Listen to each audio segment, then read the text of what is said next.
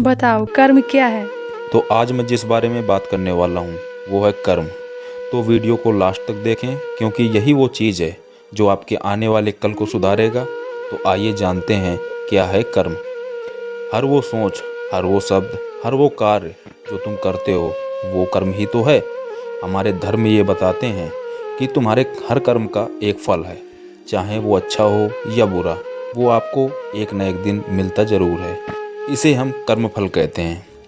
गीता में श्री कृष्ण अर्जुन से कहते हैं, कर्म करो, फल की चिंता मत करो।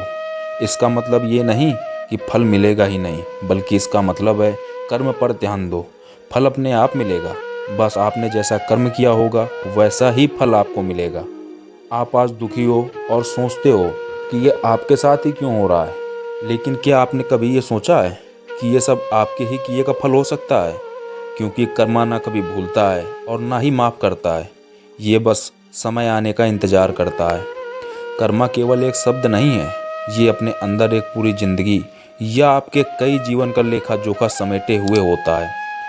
हिंदू दर्शन, बौद्ध धर्म और यहाँ तक कि पश्चिमी सोच में भी ये बात कही गई है कि हर क्रिया की एक प्रतिक्रिया होती है, यानी जो तुम आज कर रहे हो वो कल तुम्हारे पास लौट कर जरूर आएगा। इसको और अच्छे तरीके से समझने के लिए मैं तुम्हें एक कहानी सुनाता हूँ। बहुत साल पहले एक गरीब लड़का किसी शहर में अखबार बेचता था। एक दिन तेज बारिश हो रही थी और वह बहुत भूखा था। उसके पास खाने के लिए पैसे नहीं थे।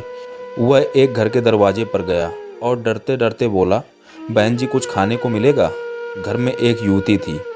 उसने देखा कि लड़का कांप रहा है। उसने उसे दूध का एक गिलास दिया।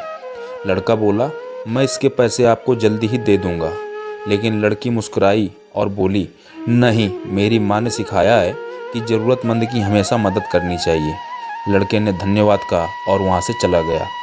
कुछ सालों बाद अब वह लड़की बड़ी हो चुकी थी और अचानक उसे एक गंभीर बीमारी हो गई, जिसका इलाज बहुत ही जटिल और महंगा था, जिसकी वजह से उसे एक बड़े और महंगे अस्पताल में भर्ती होना पड़ा, जिसका इलाज एक प्रसिद्ध डॉक्टर ने अपने हाथ में लिया और महीनों इलाज किया।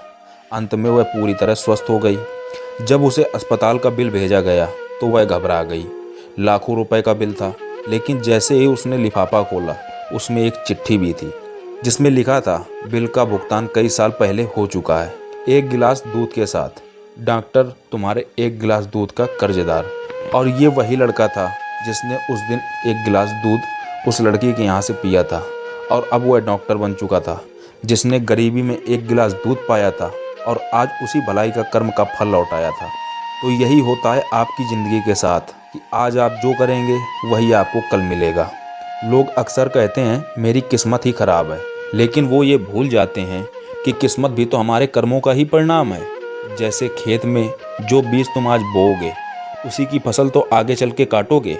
ऐसा तो नहीं हो सकता ना कि आपने आज गेहूं की फसल लगाई और आपको काटने के लिए सरसों मिलेगी। अगर तुमने कांटे बोए हैं तो फूलों की उम्मीद तुम कर भी कैसे सकते हो। बस इसी प्रकार से आपके किए गए कर्म भी आपके आने वाले कल को तय करते हैं। अगर कोई इंसान दूसरों की मदद करता है, सच बोलता है, मेहनत करता है, तो उसका भविष्य शांतिपूर्ण और फलदायक होगा। लेकिन जो धोखा देता है, गुस्सा करता है और अहंकार पालता है, वो चाहे आज सफल लगे लेकिन एक दिन उसे कर्म का हिसाब देना ही पड़ेगा। तो दोस्तों, अगर ज़िंदगी में सुकून, सफलता और संतोष चाहिए तो अपने कर्मों को देखो, उन्हें सुधारो।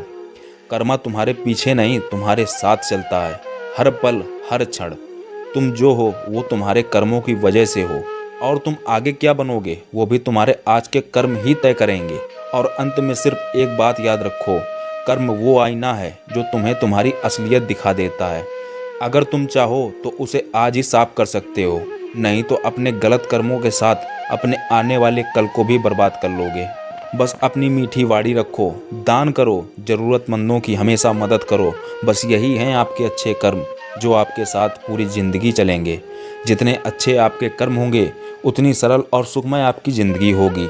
क्योंकि कर्मा से कोई नहीं बचा, तो क्यों ना आज ही अच्छे कर्मों की शुरुआत करें और अपनी बुरी आदतों को छोड़कर अच्छे कर्म करें।